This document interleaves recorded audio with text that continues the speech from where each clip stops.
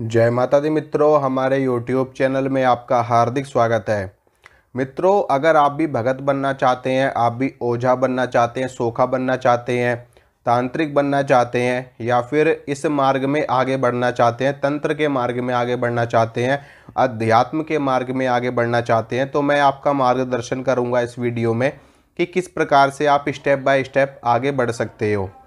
तो देखिए मित्रों, अगर तंत्र के भी कई मार्ग हैं, जिसमें वाम मार्ग आता है, दक्षिण मार्ग आता है, मिश्र मार्ग आता है, कौल मार्ग आता है और भी कई सारे मार्ग हैं, कई सारे संप्रदाय हैं तंत्र के अंतर्गत जो आते हैं। ठीक है, जो कि आगम और निगम के अंतर्गत आते हैं। इसमें आपका शाक्त संप्रदाय होता है, शैव संप्रदाय होता है और वैष्णव संप्रदाय होता है। ये तो सारे संप्रदाय हैं, लेकिन मुख्य रूप से जो तंत्र की प्रक्रियाएं क्रियाएं की जाती हैं वो शैव और शाक्त संप्रदाय में ही की जाती हैं, क्योंकि अघोर मार्ग, वाम मार्ग, दक्षिण मार्ग, मिश्र मार्ग, ये सारे मार्ग इन्हीं मार्गों में ही आते हैं, शैव और शाक्त के अंतर्गत। तो इसमें भी कुछ लोग पंचमकार का इस्तेमाल करते हैं, जिसमें वो मत्स्य मछली का इस्तेमाल होता है, मतलब कि पूरी तरीके से वो वाम मार्ग होता है, जिसमें सारी मांस मदिरा हर तरह की चीज़ का मैथुन, हर तरह की चीज़ों का इस्तेमाल, उसमें कि पंचमकार की साधना की जाती है। और इसमें क्या होता है, एक दक्षिण मार्ग होता है जो बिल्कुल सात्विक होता है, पूर्णतः सात्विक होता है, जैसे कि वैष्णव संप्रदाय के लोग सात्विक साधनाएं करते हैं उसी प्रकार से। तो लेकिन भगत बनना चाहते हो, तंत्र में जाना चाहते हो, तो हर चीज़ के लिए एक योग्य गुरु का होना, एक योग्य आचार्य का होना बहुत ही ज़्यादा ज़रूरी होता है। ठीक है। वो कहते हैं ना कि आप अगर आप अकेले आगे बढ़ोगे तो कहाँ तक बढ़ सकते हो अकेले। ज़्यादा से ज़्यादा आप 2 कदम चल लोगे, 10 कदम चल लोगे, 20 कदम चल लोगे, 50 कदम चल लोगे। ठीक है, लेकिन वहाँ तक पहुँचने के बाद क्या होगा कि आप हार जाओगे, थक जाओगे। लेकिन अगर आपके पास एक गुरु रूपी गाड़ी होगी, ठीक है, गुरु रूपी सहारा आपके साथ में होगा, तो निश्चित रूप से आप अपनी मंजिल को प्राप्त कर लोगे।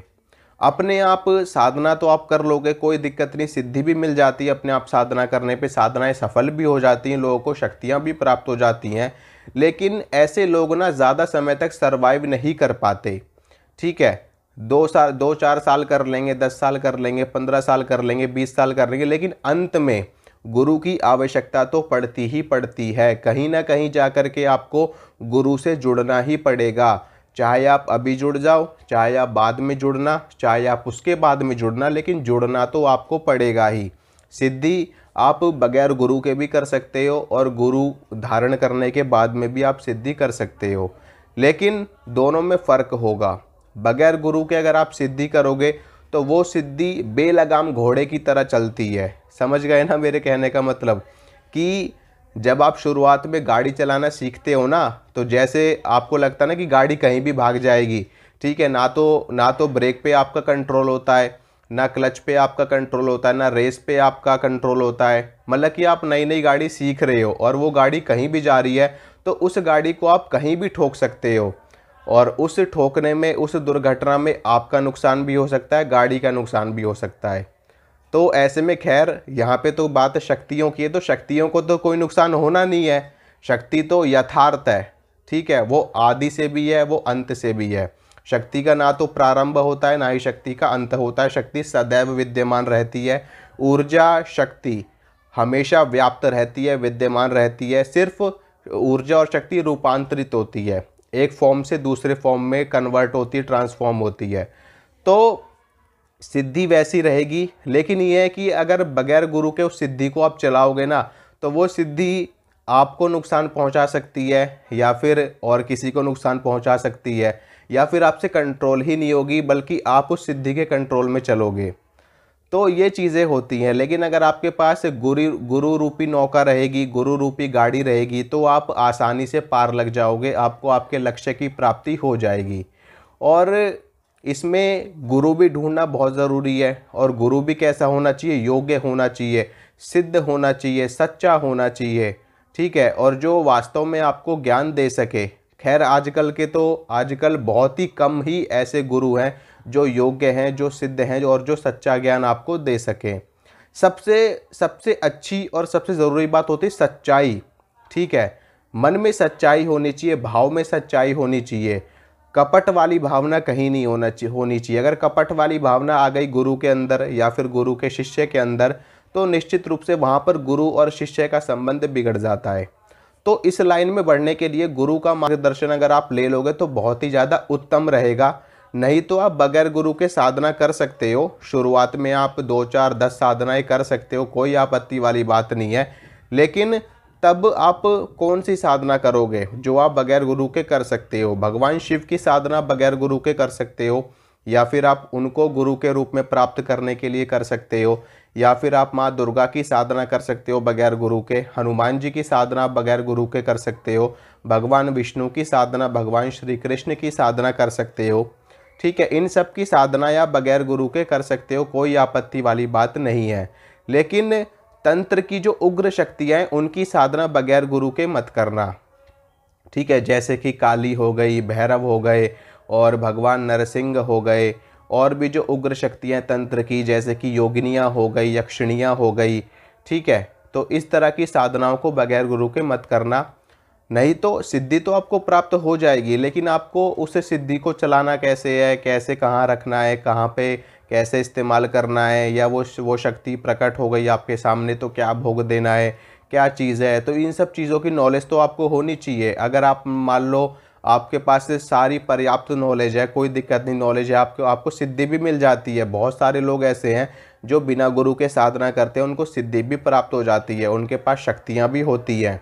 ठीक है, लेकिन होता क्या है कि वो उस शक्तियों के संकेतों को नहीं समझ पा रहे होते। जैसा कि मैं बताता हूँ कि अगर आपको ये संकेत दिखाई दे तो इसका ये मतलब होता है, तो संकेत नहीं आप समझ पाओगे, उस शक्ति की बात नहीं समझ पाओगे, उस शक्ति ने आपसे क्या कहा है, आपको कार्य कैसे करना है, वो चीज़ आप नहीं समझ पाओगे, तो उस शक्ति का क्या फ़ायदा फिर? ठीक है, और फिर होगा कि वो शक्ति को भोग क्या चाहिए वो, और आप कौन से भोग पे उसको चला दोगे।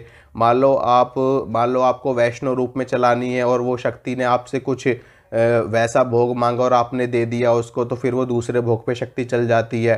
तो ये सारी चीज़ें होती हैं, तो गुरु आवश्यक है और बगैर गुरु के कर सकते हो। जो मैंने बताया सात्विक देवताओं की आप कर सकते हो बगैर गुरु के साधना। ठीक है, और इसके अलावा और भी चीज़ें होती हैं, स्टेप बाय स्टेप इसमें आगे बढ़ना होता है। सबसे पहले सुरक्षा के मंत्रों को सिद्ध करना पड़ता है, जैसे कि रक्षा घेरा बनाने के मंत्र होते हैं, और शरीर का कीलन करने के मंत्र होते हैं, आसन को कीलन करने के मंत्र होते हैं। और उसके बाद में फिर धीरे धीरे आगे गणेश जी की साधना करनी पड़ती है, एक साधना, उसमें गणेश जी का एक अनुष्ठान होता है। उसके बाद में माँ भगवती आदि शक्ति का एक अनुष्ठान होता है, भगवान शिव का पंचाक्षरी मंत्र होता है उसका एक अनुष्ठान होता है। फिर उसके बाद में जाकर के तंत्र की शुरुआत होती है, जहाँ से काली और भैरव को चलाया जाता है। फिर वहाँ पे उसमें स्टेप बाय स्टेप आगे बढ़ा जाता है। तो इसमें बहुत सारी कठिनाइयाँ भी होती हैं, बहुत सारे खतरे भी होते हैं, स्टेप बाय स्टेप आगे बढ़ना होता है, और बीच बीच में अनुष्ठान करने पड़ते हैं, नियमों का बहुत पालन करना पड़ता है, ब्रह्मचर्य का पालन करना पड़ता है, व्रत करने पड़ते हैं। और इसमें मंत्रों का अनुष्ठान होता है, होली, दिवाली, ग्रहण काल में, नवरात्रि, शिवरात्रि, दशहरा, और इन सभी पे साधनाएं की जाती हैं, सिद्धियां करी जाती हैं। 21 दिन की सिद्धि होती है, 41 दिन की सिद्धि होती है, 11 दिन की सिद्धि होती है। तो इसमें करना पड़ता है आपको स्टेप बाय स्टेप। लेकिन इसमें खतरा भी मित्रों बहुत होता है, बहुत सारे लोग इसमें पागल भी हो जाते हैं, बहुत सारे लोग मर भी जाते हैं, कठिनाइयाँ बहुत होती हैं। तो अगर आप संभल के चलो, और सबसे पहले मैं सबसे पहले आपको सजेस्ट करता हूँ, अगर आपके पास गुरु भी नहीं है और आपको सिद्धि भी प्राप्त करनी है, तो आप सबसे पहले अपने इष्ट से शुरुआत करो।